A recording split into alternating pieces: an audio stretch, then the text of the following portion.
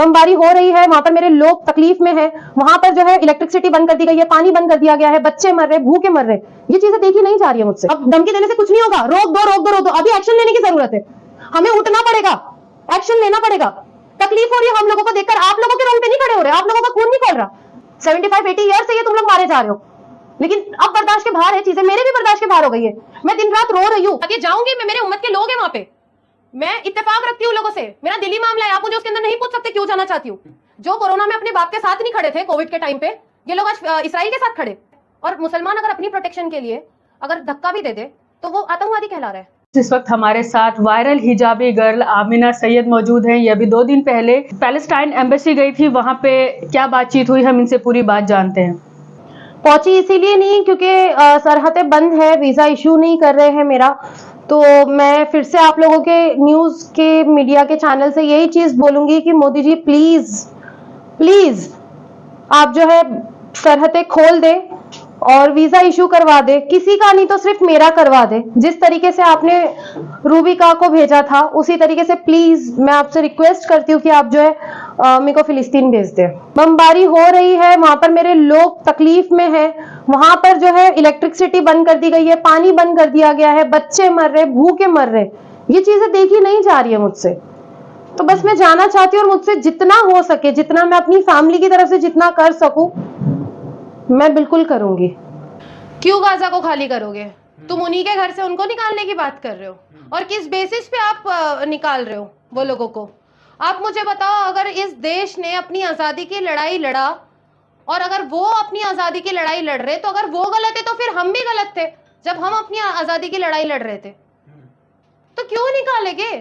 और तुम्हें बोला किसने निकालने के लिए? और तुम्हें क्या लगता है कि मतलब अगर तुम निकालोगे तो बाकी जो मुस्लिम देश है, जो बाकी मुस्लिम अरब देश है, वो चुप बैठ जाएंगे, हम चुप बैठ जाएंगे कि हमारे भाई बहनों को तुम घर से निकाल दो और बेदर कर दो?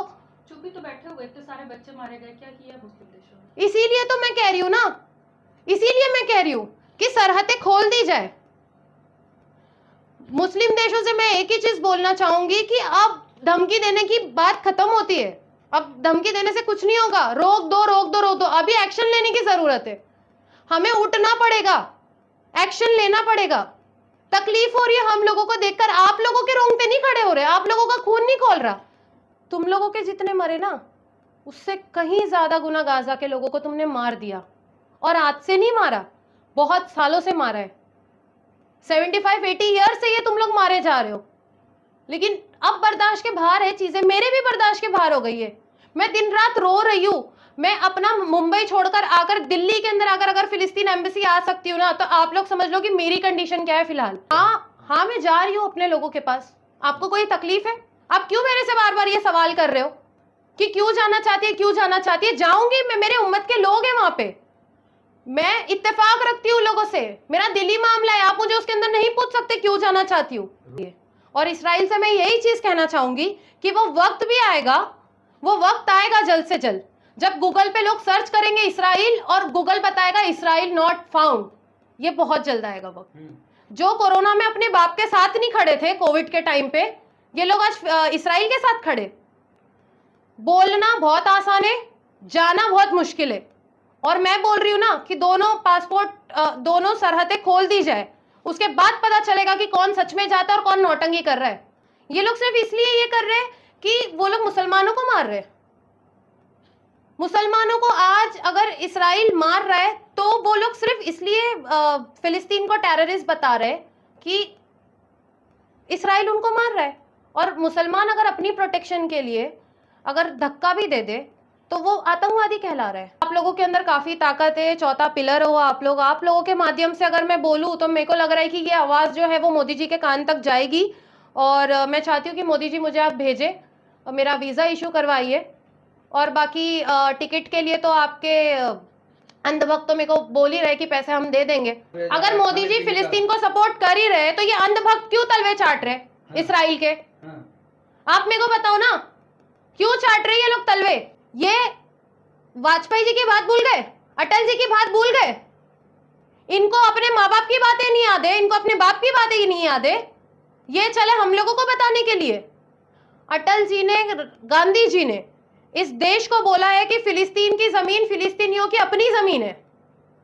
और ये तानाशाही सरकार, कौन? इस्राइल, ये जो कीड़े मकोड़े जैसा देश, ये आज जाकर उनके ऊपर हमले कर रहा है, कंटिन्यू कर रहा है और सुन भी नहीं रहा है, रुक भी नहीं रहा है। तो तुम अगर चाहते हो कि थर्ड वर्ल्ड वॉर हो और तुम अगर कयामत लाना चाहते हो तो हम भी पीछे नहीं हटने वाले ना।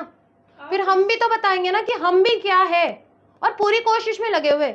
सिर्फ सरहदें खोल दी जाए फिर बताएंगे कौन कितना बड़ा तोप है। और मैं क्यों नहीं लड़ूंगी? मस्जिदुल अक्सा के लिए जितना हक वहां के लोग बनता है, उतना हक हर देश के मुसलमानों का बनता है।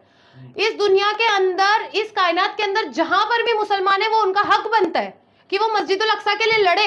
अगर तुम अपने देश के लिए लड़ रहे हो तो मुझे एक बात बताइए ना, जब आप ब्रिटिशर्स के लिए ये देश जब लड़ा था ब्रिटिशर्स के अगेंस्ट में, तो तुम मुझे बताओ ना कि फिर तुम मुझे बोलोगे कि मैं उस टाइम पे भी दंगे भड़का रही थी। अगर वो लड़ाई गलत है तो ये भी लड़ाई गलत थी जो कि देश आजाद होने के टाइम पे लड़ी गई थी। किस तरीके की बात करते हो आप लोग? आधी जंग तो आप लोगों ने खड़े करके रखी है, आप लोग रिपोर्टर लोगों ने। हम फिलिस्तीन के साथ है, मैं फिलिस्तीन के साथ हूं, मैं गाजा के साथ हूं। मेरे को लोग भाड़ में जाए, मेरे को नहीं फर्क पड़ता। मेरे मुसलमान भाई बहन फिलिस्तीन के साथ है और कयामत तक रहेंगे, बस। तो आपके साथ रहने से होगा क्या? कुछ फायदा होगा? वो तो आप लोगों ने शेयर्स की इसके अंदर देख ही चुके होंगे कि हम लोगों ने जो बॉयकॉट करना शुरू किया इजरायली प्रोडक्ट को, आप लोगों ने तो शेयर्स की शेयर ट्रेडिंग मार्केट तो देख ही चुके होंगे ना। पूरे शेयर गिर गए। आज मैकडोनल्ड में कौन है? कोई नहीं है। जितने भी इजरायली प्रोडक्ट हमने बॉयकॉट की, हमने हैशटैग्स यूज किया। कल को एटलीस्ट हम ये तो ना बोले अल्लाह के सामने कि हम कुछ नहीं करे, हम अपने घर में बैठ के स्क्रॉल कर रहे थे सोशल मीडिया। क्या सोल्यूशन मिलेगा? सोल्यूशन ये मिलेगा कि इजराइल की रीढ़ की हड्डी टूट जाएगी। ठीक है, इजराइल की जो आर्थिक स्थिति है वो ये सारे प्रोडक्ट बेच के ही चल रही है, उनका ये सारा प्रोडक्ट बेच के ही देश चल रहा है। अगर हम ये सारे प्रोडक्ट्स को बॉयकॉट करेंगे तो बिल्कुल इजराइल की जो रीढ़ की हड्डी टूटेगी और उन्हें वेपन्स खरीदने के लिए पैसे नहीं होंगे। तो बिल्कुल करना चाहिए।